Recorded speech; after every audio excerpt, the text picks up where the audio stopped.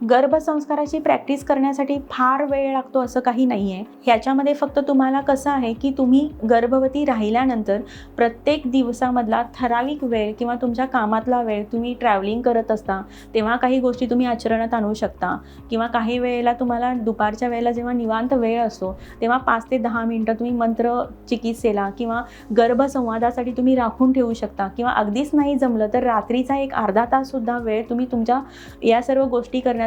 करू शकता. किंवा